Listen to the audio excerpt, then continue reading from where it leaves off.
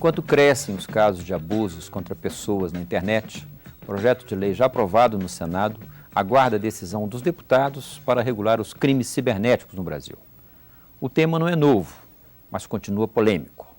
Os crimes cometidos pela rede mundial de computadores precisam mesmo de uma legislação específica para serem punidos?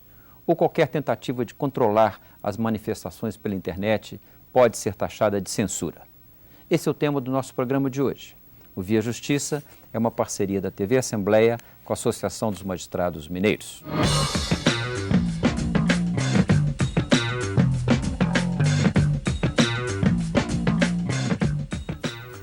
Há pouco mais de um ano, o Senado Federal aprovou o projeto de lei instituindo uma legislação específica para regulamentar e tipificar os crimes pela internet. Desde então, o projeto tramita na Câmara dos Deputados e continua provocando polêmicas. Como controlar e regulamentar as manifestações pela internet, aliás, não é um problema especificamente brasileiro. Praticamente todos os países estão às voltas com essa questão e a maioria ainda não decidiu como fazê-lo. Nós voltamos a esse debate no programa de hoje. Nossos convidados são o Dr. José Henrique Portugal, que é analista de sistemas e assessor do senador Eduardo Azeredo, que foi relator do projeto em 3 comissões do Senado, e o advogado Alexandre Ateniense, que é um especialista no tema e presidente da Comissão de Crimes Cibernéticos da OAB Nacional. Doutor Alexandre, muito obrigado pela sua presença aqui, mais uma vez, participando desse debate. É um prazer, Manel, e obrigado pelo convite. Doutor José Henrique Portugal, muito obrigado pela sua presença aqui. Doutor José Henrique, eu sou assessoro o senador Azeredo há algum tempo, mas o senhor é um especialista e milita nessa área de informática já há muitos anos. Muito obrigado, Manel, por essa oportunidade aqui. Realmente eu sou considerado aqueles dinossauros, só que eu sou um dinossauro atualizado. E já que nós estamos fazendo 40 anos de chegada do homem à Lua, eu sou desse tempo e acredito que realmente nós somos a Lua. E a internet? Ela chegou ao mundo há quanto tempo? A internet chegou no mundo por volta de 91, 90, né? E no Brasil ela chegou por volta de 95. Mas antes disso a informática, como processamento de dados, já existia seguramente comercialmente desde 1954. Quer dizer, é um negócio muito antigo. Militando há tanto tempo nessa área, o senhor está absolutamente convencido da necessidade de existir uma lei específica para regular e controlar os chamados crimes cometidos pela rede? Pois é, eu divirjo dessa tese porque os crimes que nós estamos colocando nessa lei, que é uma lei penal, estritamente penal, ela cuida dos crimes cometidos usando a informática. E a internet é uma coisa que chegou na informática, do jeito que nós conhecemos hoje, muito recentemente. E esses crimes são crimes que já existem desde que a informática existe. Então, por exemplo, no meu tempo dos cartões perfurados, era comum, se você não tivesse todos os cuidados de segurança, a pessoa pegar o cartão, que era um pedaço de cartolina furado, por onde passava energia elétrica, e você ali alterava o salário da pessoa que você quisesse. Isso é uma fraude. E você só percebia isso depois que a conta não fechava. Isso é um crime de informática, crime de falsificação, e que você não conseguia provar. Então, esses crimes que nós estamos discutindo na lei vêm desse tempo, e hoje só que eles são mais rápidos, são feitos usando as linhas telefônicas. Quer dizer, o senhor não tem dúvida nenhuma de que há necessidade dessa lei? Eu estou absolutamente convicto, eu já vivi nesses 40 e tantos anos aí de vida de técnico, de analista de sistema. Perfeito. Eu não tenho dúvida que a gente tem que ter como apresentar ao juiz, através do advogado, um processo judicial, legal, e apresentar ao juiz, olha, essa pessoa fez isso, por quê? Porque eu tenho aqui indícios, evidências, eventualmente até provas. Eu vou pedir peritos e vou fazer provas para realmente condenar a pessoa.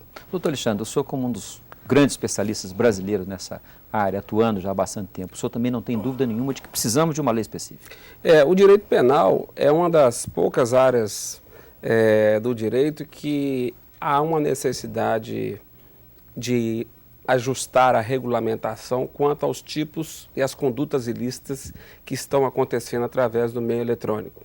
Se por um lado o Código do Consumidor ele já tem uma regulamentação toda própria, que inclusive se aplica pelos atos praticados pela internet, pelo comércio eletrônico, surgiram diversas condutas ilícitas através do meio eletrônico, propagadas pela internet, principalmente no Brasil, através das redes sociais, quando se fala de crimes de contra-honra ou então de fraudes bancárias através dos sistemas de home banking, que motivaram a necessidade de fazer com que fossem criadas pelo menos 13 novas tipificações.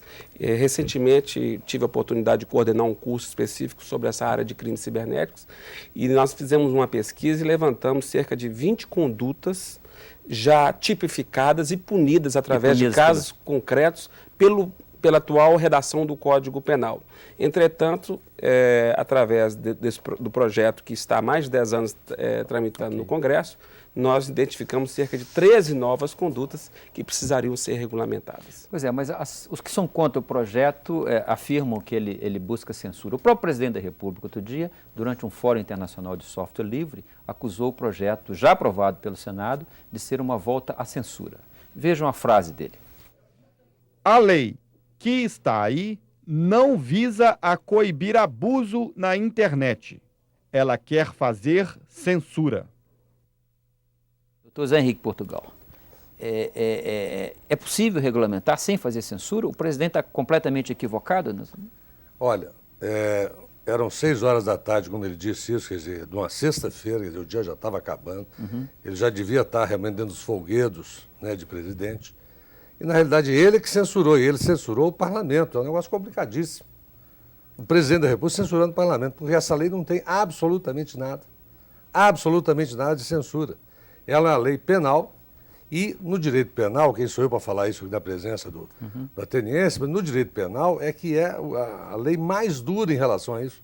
Qualquer dúvida que for apresentada ao juiz, ele vai decidir exatamente por quem está sendo acusado. Perfeito. E essa lei cuida disso. Agora, o presidente resolveu falar o que a plateia queria ouvir. E era uma plateia técnica, de analista de sistemas e de pessoas ligadas realmente ao mundo do software livre, e que eles defendem, depois nós podemos falar mais disso, mas eles defendem assim a liberdade total, absoluta e sem Seria nenhuma uma limitação liberdade de nada. anárquica?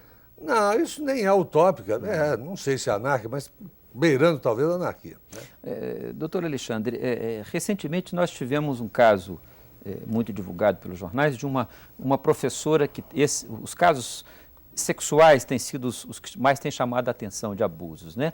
Uma professora formada na USP que teve fotos dela divulgadas pela rede, pelo Orkut, e depois de 5 anos ela conseguiu uma indenização da justiça. Quer dizer, a pessoa que cometeu o crime foi punida, mas 5 anos depois, e já ela praticamente com a vida profissional destruída.